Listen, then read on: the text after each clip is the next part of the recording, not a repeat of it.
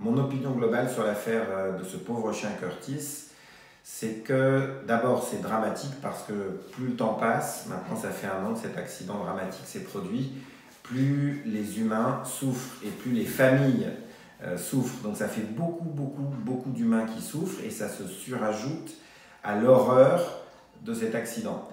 Donc ça c'est un élément évident qui pèse sur, je pense, le déroulement de l'instruction, qui pèse sur les choix des magistrats, les choix des experts, les résultats des expertises. Donc on ne peut pas faire abstraction de ces éléments qui sont des éléments de subjectivité. Mais on est tous des humains, on a tous nos émotions et cette affaire est dramatique. Moi je pense que Curtis, il aurait vraiment besoin de son avocat. Parce que défendre aujourd'hui les intérêts de Curtis, ce n'est pas la même chose que défendre les intérêts de son propriétaire Christophe Ellul, et ce n'est pas la même chose que défendre les intérêts d'Elisa Pilarski. Donc voilà ce que je pense. Je pense vraiment que Curtis aurait besoin de son avocat. Trop de temps a passé depuis l'accident. Pour moi, il y a énormément d'incohérences. Plus le temps passe, plus il y a des choses qui sont un peu incohérentes qui sortent. Et ça me fait de plus en plus peur parce qu'au final, il va y avoir un lampiste. C'est beaucoup plus facile de condamner, de jeter en bouc émissaire un chien que ça ne l'est avec un humain dans un pays avec une démocratie avancée comme c'est le cas de la France. Donc le lampiste, le bouc émissaire, ça va être Curtis, d'autant plus qu'il est probable, mais pas certain au moment où on parle. Je rappelle que je n'ai pas accès aux éléments de l'instruction, mais il y a de plus en plus de choses qui sont sorties dans la presse. Donc d'autant plus qu'il est probable, mais pas du tout certain, que Curtis ait participé et contribué à cet accident dramatique. Curtis est désigné comme le coupable idéal. Pourquoi? Parce que c'est un pitbull ou un apparenté pitbull. Donc je vais me référer pour ça à ce qu'est un pitbull en France et à ce qu'il est plus généralement, en essayant d'entrer dans les détails parce que c'est indispensable. Qu'est-ce que c'est un pitbull en France? C'est un petit chien de type molossoïde, un petit dog qui mesure entre 35 et 50 cm en hauteur au garrot, qui pèse entre 18 et 40 kg. Encore une fois, je cite le texte de l'arrêté du 27 avril 1999 établissant les types de chiens susceptibles d'être dangereux. Et qui a un périmètre thoracique compris entre 40 et 60 cm. Donc je n'ai pas mesuré, je n'ai pas fait de diagnose ethnique sur Curtis. J'ai proposé non pas d'être nommé comme expert judiciaire, je n'ai jamais été expert judiciaire, donc j'ai juste proposé, pour essayer d'aider Curtis, de contribuer à amener mon expertise. Mon expertise, elle rentre dans le cadre d'une expertise zootechnique, d'une diagnose ethnique et d'une expertise comportementale. Et du coup, est-ce que Curtis est un pitbull au regard de la loi française? Donc il faudrait qu'il ait subi une diagnose ethnique par un vétérinaire qui accepte d'engager sa responsabilité pour cela. Peut-être qu'elle a été conduite, on le saura lorsqu'on aura le détail des éléments de l'instruction. Peut-être qu'elle n'a pas encore été conduite. Ensuite, Curtis, et là je fais référence à des informations qui m'ont été communiquées par un journaliste d'investigation de l'hebdomadaire Oise Hebdo. Curtis est un chien qui descend d'une sélection artificielle menée sur ses ancêtres, a priori en Europe centrale, et a priori, et là c'est dramatique, sur une sélection pour l'aptitude à combattre ses congénères. Donc la sélection sur l'aptitude à combattre d'autres chiens, c'est absolument interdit en France, ça n'a jamais été autorisé. Ça fait plus de 2 siècles que les combats de chiens sont interdits en France. Nous avons interdit les combats de chiens bien avant la plupart des pays anglo-saxons. Nous sommes encore une fois une démocratie avancée. C'est barbare le combat de chiens et ça fait longtemps qu'en France c'est interdit. Mais hélas, il semblerait, et c'est ce journaliste qui me l'a appris, le journaliste de Oise Hebdo, qu'il existe des circuits de sélection parallèles. C'est une sélection officieuse. Ce n'est pas une sélection officielle dans la cynophilie en Europe, mais il semblerait qu'il existe des circuits de sélection parallèles pour l'aptitude à combattre ses congénères. C'est un scandale, ça ne devrait pas exister.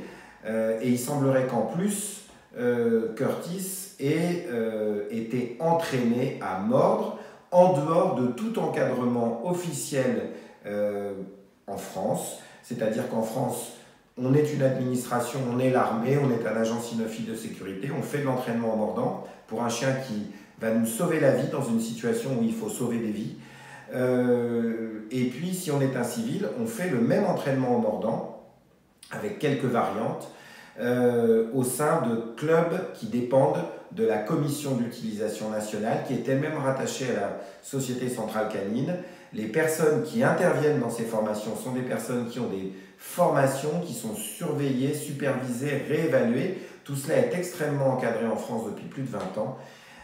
Et il semblerait que Curtis ait été entraîné à mordre en dehors de ce cadre. Encore une fois, ce sont des éléments qui m'ont été communiqués tout au long de cette année écoulée. Donc, est-ce que Curtis est une machine à tuer? Je n'en sais rien, puisque je n'ai pas eu la possibilité d'évaluer personnellement ce chien. Je me rapporte sur des éléments qui ont été rapportés dans la presse, avec quelques faits et hélas beaucoup aussi de choses qui sont probablement déformées. Donc je ne peux pas répondre à cette question. Est-ce que Curtis présente une dangerosité potentielle? Oui, probablement. Est-ce que Curtis a probablement contribué à la mort de sa propriétaire, ou en tout cas de cette personne qui le promenait, Elisa Pilarski? C'est dramatique. Il est probable que oui, mais encore une fois, le dossier a été mené avec beaucoup d'incohérences, en tout cas avec ce qui m'apparaît comme beaucoup d'incohérences depuis 1 an. Donc je pense qu'il y a une partie de la vérité qui a été explorée, mais une autre partie de la vérité qui ne l'a pas été. Donc je ne peux pas répondre à cette question.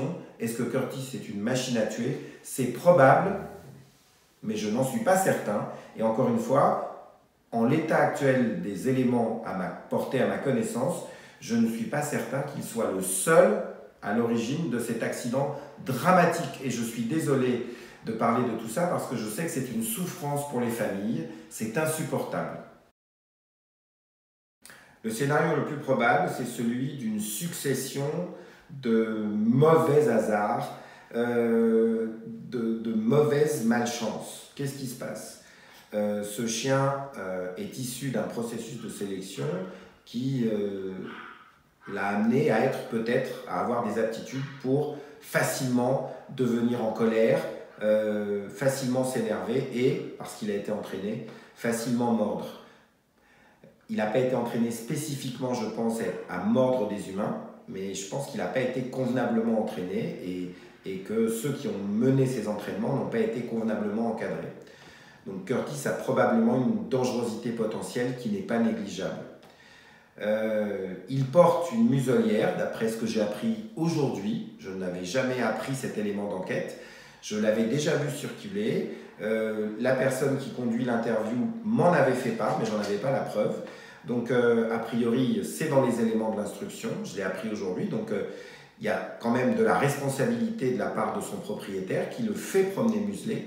Mais Curtis se retrouve, alors qu'il n'est pas avec la personne qu'il connaît le mieux, alors qu'il n'est pas avec la personne avec laquelle il est probablement le plus en confiance, avec laquelle il est le plus lié et avec laquelle il a été le plus entraîné, Curtis se retrouve très probablement face à un groupe de chiens, des chiens qui chassent. Et du coup, ils ont, par contagion émotionnelle et probablement par synchronie comportementale, ils ont une influence sur les comportements de Curtis. Je pense que Elisa, elle se retrouve un peu paniquée, elle se retrouve un peu débordée. Est-ce que, voyant que Curtis est en colère, elle lui retire elle-même sa muselière, s'il en portait une? Est-ce qu'il se la retire tout seul? Je n'en sais rien. Est-ce qu'à ce moment-là, il se retourne en premier sur elle? Est-ce qu'il est le seul à la mordre? Je n'en sais rien. En tout cas, je doute qu'un chien de 17 kg, puisque c'est a priori là aussi un des éléments versés à l'instruction, je doute qu'un chien de 17 kg, aussi féroce soit-il, aussi anxieux soit-il, aussi en colère soit-il, soit capable de faire tomber Elisa, puis de s'acharner sur elle et d'être responsable de sa mort par morsure ou par hémorragie. Je n'ai pas accès à ces éléments de l'instruction, donc je ne peux pas me prononcer. Mais je doute qu'il soit responsable tout seul de ce dramatique accident, de la chute d'Elisa, puis des morsures qui vont conduire à la mort par hémorragie ou à la mort tout court. Je n'explique absolument pas que les résultats de l'expertise de 2 confrères soient communiqués seulement maintenant aux médias. Pour ce que je sais de la médecine, et on va reparler après de la médecine légale et criminelle, mais quand on fait une enquête de médecine légale et criminelle, on intervient sur la scène du crime, on recueille des indices, par exemple les empreintes éventuelles des chiens de grande vénerie, les empreintes éventuelles sur le sol du chien Curtis.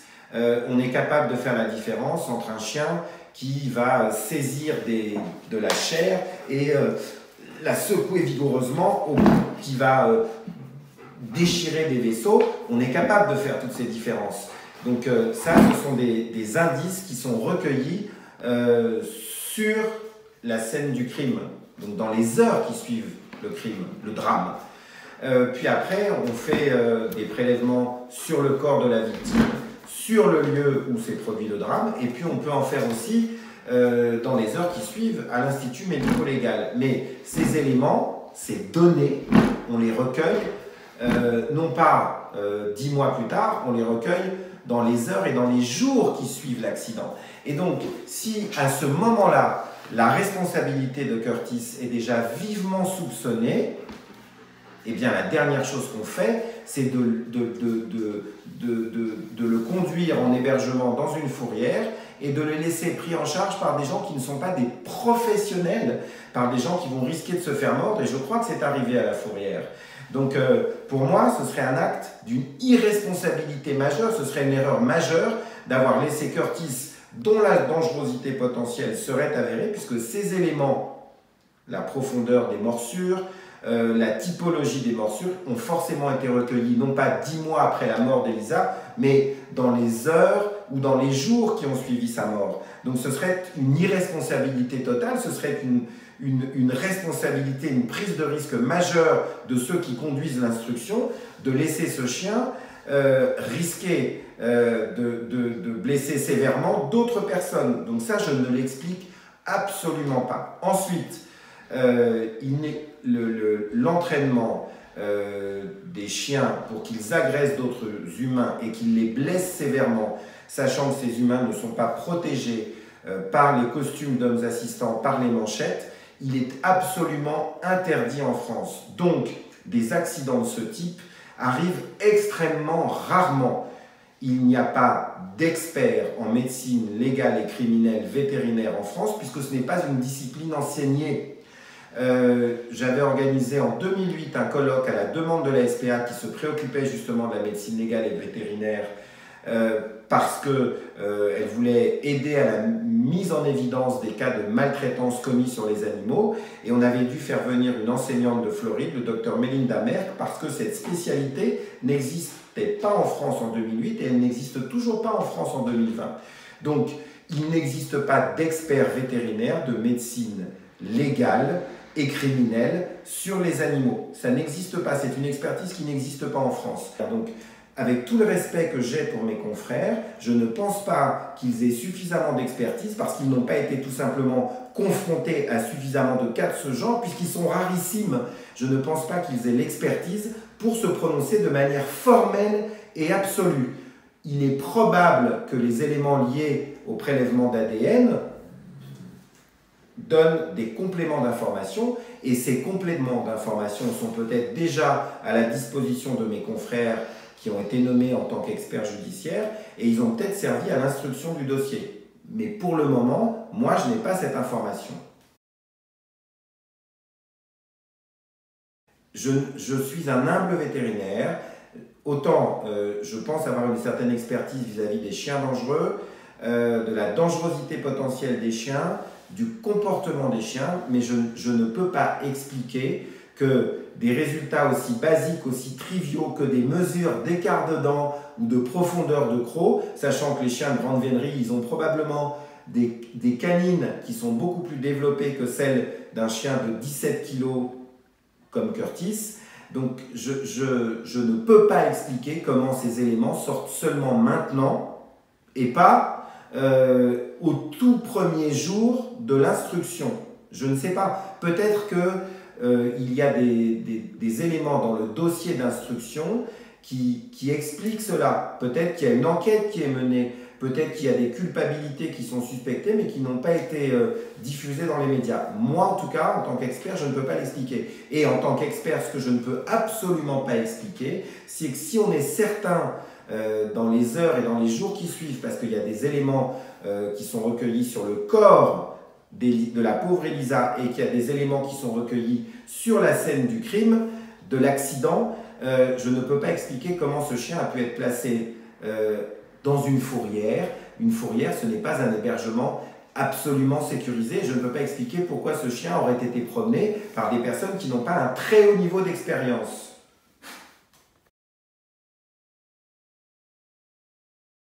Dans le cas où la dangerosité de Curtis est un fait et un élément avéré, à la lumière des éléments qui m'ont été communiqués à ce jour, le 2 novembre, il est 18 h, je n'ai aucun élément pour moi qui me permette de considérer que la dangerosité de Curtis est un fait avéré.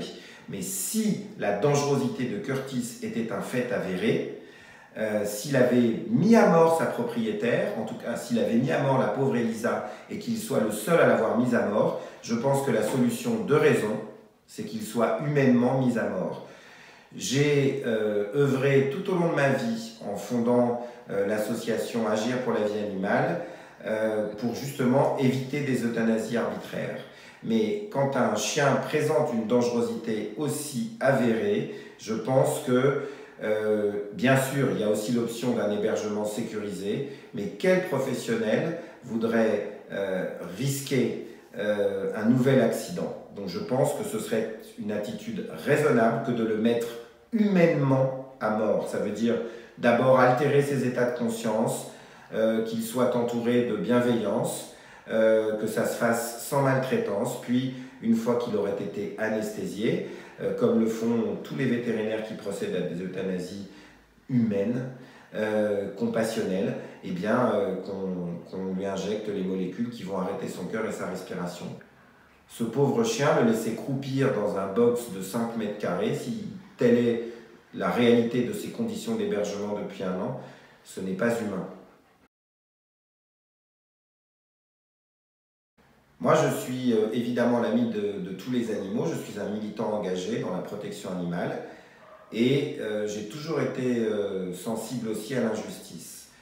Il me semble qu'il y a un peu 2 poids 2 mesures avec Curtis, c'est le bouc émissaire, c'est le lampiste.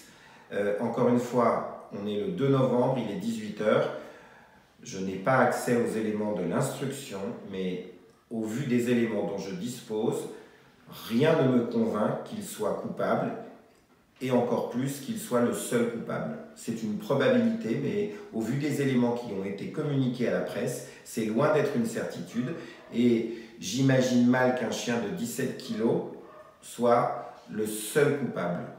Même s'il a été entraîné à mordre, même s'il est issu d'une sélection artificielle menée sur ses ancêtres pour l'aptitude à combattre des congénères. L'aptitude à combattre des congénères, ce n'est pas du tout la même chose que l'agression d'un humain et la mise à mort d'un humain. Il ne faut pas tout confondre. Mon expertise, c'est celle d'un vétérinaire, c'est celle d'un comportementaliste, c'est celle d'un protecteur des animaux. Je ne veux pas me mêler d'éléments qui ne me regardent pas, je ne fais pas de politique, mais je crains que Curtis soit devenu un peu le point de focalisation, le point de cristallisation d'un débat qui oppose ceux qui voudraient que la chasse cesse en France. Je rappelle que Mme Brigitte Bardot, elle a fait un communiqué au lendemain de cet accident où elle faisait porter la responsabilité sur les chiens de la chasse à courre.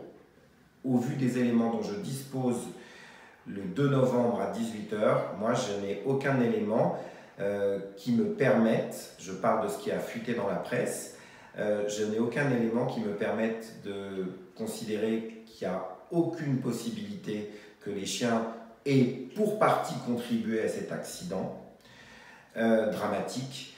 Donc je pense qu'il y a un point de cristallisation, oui. Et moi, en tout cas, ce que je retiens de tout ça, c'est qu'il y a un élément de dangerosité potentielle. Quand, dans une même forêt, des propriétaires d'animaux de compagnie qui ont peu de connaissances en comportement, peu de force physique pour certains, se retrouvent à côtoyer des meutes de grande vénerie, ça contribue probablement à un risque d'accident. Oui, donc c'est un vrai débat politique. Et c'est un débat politique sur lequel les élus doivent intervenir. Je pense qu'il faut absolument chercher au maximum les éléments de vérité, les faits, ceux qui sont avérés, pas ceux qui sont supputés, ceux qui sont possibles. Possible, c'est pas certain, c'est pas du tout la même chose.